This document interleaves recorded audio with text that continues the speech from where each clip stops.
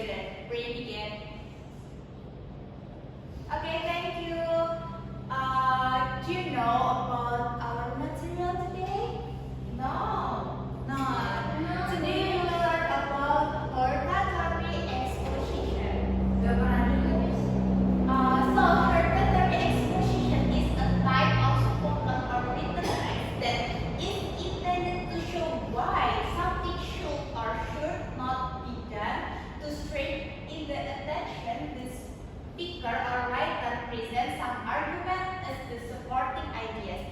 Jadi itu hortatory exposition itu sebuah teks yang menyajikan tentang kayak kita tuh harus melakukan sesuatu atau tidak melakukan sesuatu berdasarkan argumen si pembicara atau si penulis kayak gitu. So I wanna ask you something first. This one, what do you think about this picture? Don't smoking. Okay, good. Don't smoking. Why? Do you know? Karena itu rokoknya silang-silang. Ya, kenapa kita nggak boleh smoking? Karena mau mencemari udara. Mencemari udara. Good. Bikin sakit. Good. Oke. So, jadi in the hortatory exposition ada 3 structure. Yang pertama ada thesis, yang kedua ada argument, yang ketiga ada recommendation. Thesis itu apa? Thesis itu adalah suatu pandangan yang bisa benar atau salah dari penulis teks untuk diuji melalui bukti dan argumentasinya. Terus argumen apa? Berupa data ilmiah, alasan logika, gambar, dan grafik, serta media untuk menentukan apakah tesis itu benar atau salah. Terus yang recommendation itu aksi atau tindakan yang disarankan untuk dilakukan atau sebaliknya jangan dilakukan.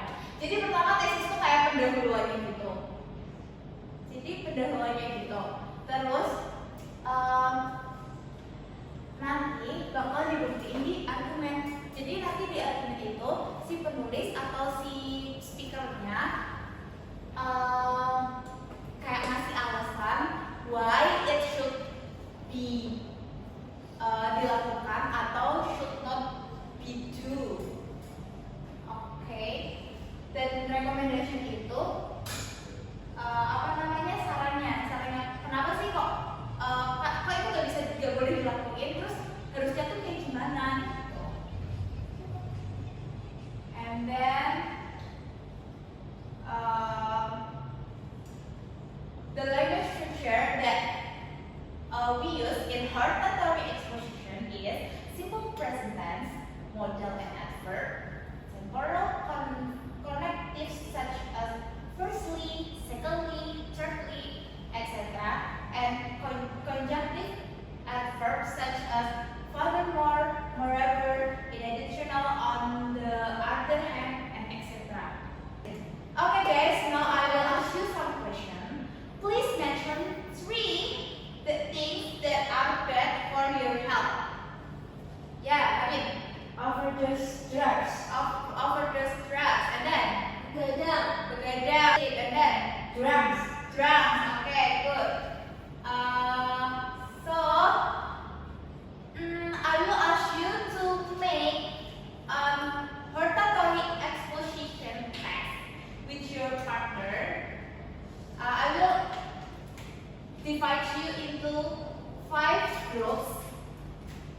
So you must complete this question.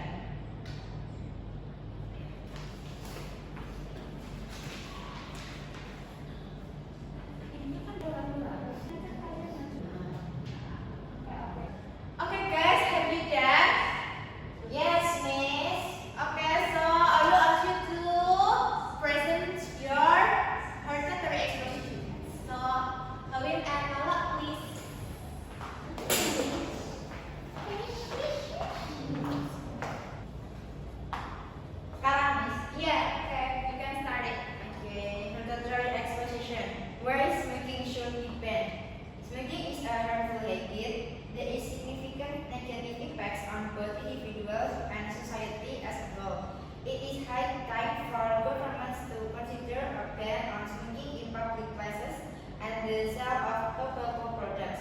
There are several compelling reasons why smoking should be prohibited.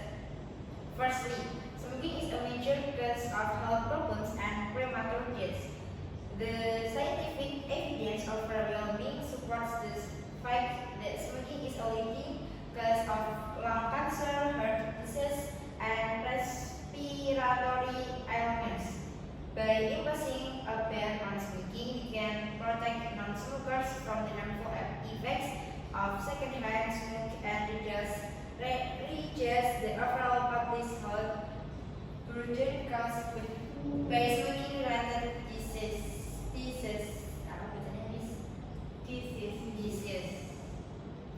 Secondly, smoking imposes a significant economic cost on society. The healthcare expenses associated with treating smoking-related illness are substantial and are often borne by the public health system. Moreover, health productivity due to smoking-related illness and premature death represents a significant economic burden. By banning smoking can alleviate some of this economic strain on society. Okay. Furthermore, smoking is an addictive habit that often begins in adolescence. By banning smoking and prohibiting the sale of tobacco products, we can reduce the likelihood of young people taking up smoking and becoming addicted. This would lead a healthier smoke-free generation in the future. In conclusion, the evidence is clear. Smoking is harmful. Smoking is a harmful habit that should be banned in the detrimental to public health. Imposes an economic burden, harm the environment, and